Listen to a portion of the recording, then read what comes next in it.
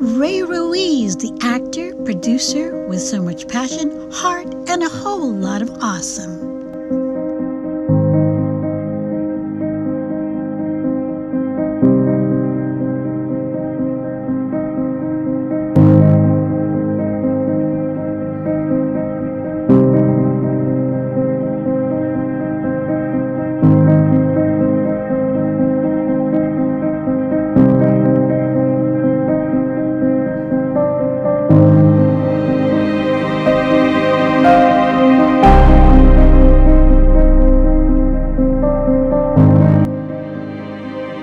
Dramatic scenes and fire on the ridge.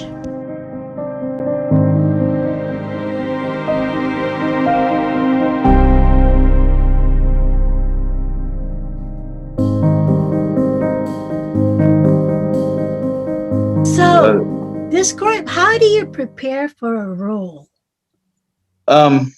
Like I said, I take the very blue collar approach to the projects. I figure, opportunity is only as good as what you do with it. Right. And I never want to be that person that they had to hold up the production and things like that. So I really believe in over preparing, studying your lines. Repetition doesn't make perfect; it makes permanent. And so I'll do a couple different ways. A lot of times I'm alone, so I'll read my opposite sides over a recorder and leave gaps in the lines for me to deliver my lines. Once I feel comfortable enough to act them out, and I'll practice that over and over. I'll practice over recording myself and the subtle nuances of my facial expressions and my body movements. And that was one of the good things that I took from being a fighter into acting was it's easy for me to check my ego at the door and be very conscious of all my body movements. So, because every little movement, we pick it apart when we fight. And so I'm really conscious of that and able to still act.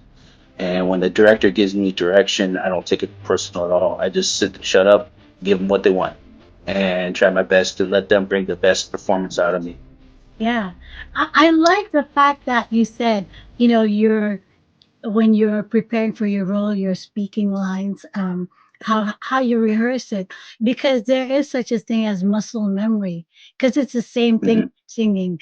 You repeat it over and over and over again, and even like playing the piano. So once you do that, I think you repeat it 21 times or so, it becomes a muscle memory. 21. Oh yeah, I believe it. Right? I gotta remember that at least 21 times. At least 21 times before it becomes muscle memory. Yeah. That's cool.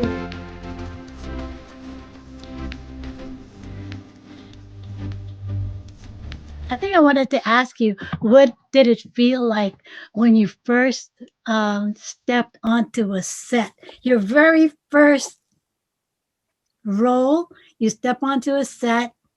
Tell us describe your feeling. Um, a little bit was like wonderment and excitement, and it was like being a kid and being amazed. It was really something magical. I'm not gonna lie, and I was instantly in love with it, and just seeing it and going, this is what I see, and seeing it from the other side and watching it all. The hardest part was for me not smiling like a big geek the whole time. I was so happy. And it wasn't because I wanted to be famous or get screen time. I was so happy. Even if I didn't get any screen time, I was just happy to be there. And I was trying to soak up the whole moment and just be in the moment. And then I was trying to sneak a little bit of pictures so I could show people, like my family, because everyone's like, hey, take a couple behind the scenes pictures. But I was so nervous to get in trouble. I was like trying to sneak here and there and I couldn't get good pictures. But it was really something great, special. And I heard all these people talking about their different roles, and I was just kind of this guy that never did anything. And I drove down, and here I am to enjoy the moment, look around and listen and try to learn, so I don't make a complete fool of myself on camera. So, I mean, I can feel the excitement in you during that time. I mean, I love, I mean, even for me, say for example, when I go to a concert or I meet I look at a production. I'm so excited. You know that when I actually do go to a concert, when we used to still be able to go to a live concert, I don't just watch the singing. I watch the director, I watch the producer, the lighting guy, the sound guy, what song, how it transitions, the lighting, the smoke, the entire production. That's what I Yep. watch. And exactly like you, and I'm so amazed, and I know if they're gonna have an encore or not.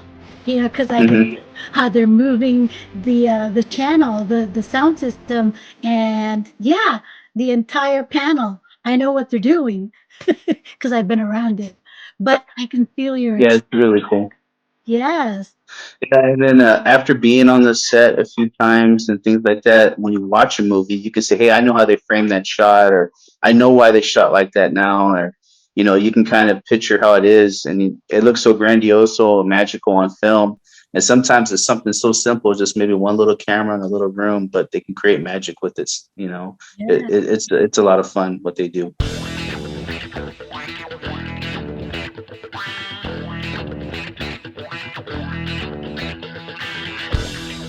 Was there a particular scene where you like got it in an instant, and then a particular scene where you had to do it so many times?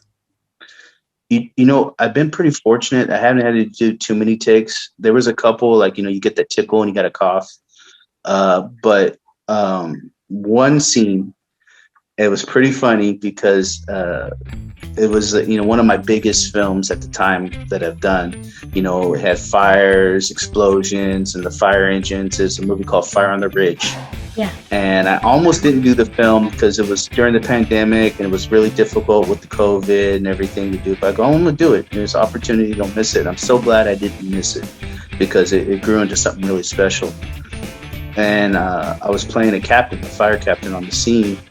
And I'm usually not a big yeller and things like that. And then the director, she wanted me to yell Nancy Hamilton, the tough Australian lady. She's great. So she wanted me to give a lot of emotion at my co-actor, Yeah. and I wasn't giving her the emotion that she wanted. And it was everybody. I mean, there's probably like 7,500 people there, all waiting for me to deliver my lines correctly. We're chasing the production costs, everything. Yeah, so I'm like holding up the production, and we did like third take, and she finally told me, she goes, "Ray, if you do not give me the emotion I want, I'm gonna kick you right in your butt."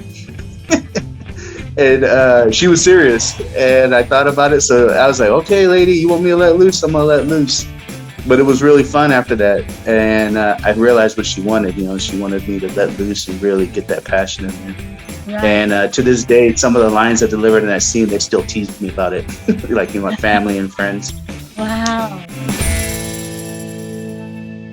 So you mentioned that it was during COVID. How did you Mhm. prepare? Like, did you have to quarantine for 2 weeks? Were you guys in a bubble? Can you let us know because we don't know. Well, every production has well, now there's different standards. So the standards were evolving. So they hadn't really got down to where they were shutting everything down yet, and was still trying to figure out how to do things Gotcha. at that time. But one of the things were, of course, the health screeners, nurses everywhere screening everyone, questionnaires, going down to get tested, and then doing all the safety protocols when you're in the set, wearing your mask in between scenes and things like that, and sanitizing everything. Now, moving forward, a lot of the SAG productions, they require COVID testing 3 days before you perform. And some may want to quarantine you. And then, there's a lot of things that are involved now that makes it really hard for the productions. Right. And you'll see like the casting calls sometimes dry up completely. There's nothing. And then as soon as they open the door, everyone's scrambling to get their shot ins and cast their actors. Yeah, because it's like you said, it's 3 days, right? So that you have to have that 3 days before you can go in the door. Yep. And then if you have to travel, some of them want you to test at their people. So I found a place that would give me rapid tests on the spot and things like that that help me. So I'm really big. I'm getting tested like every other week, anyways. Yeah. Just to know I'm safe. Yeah. But it definitely was a new reality for filmmaking and just in general for everybody.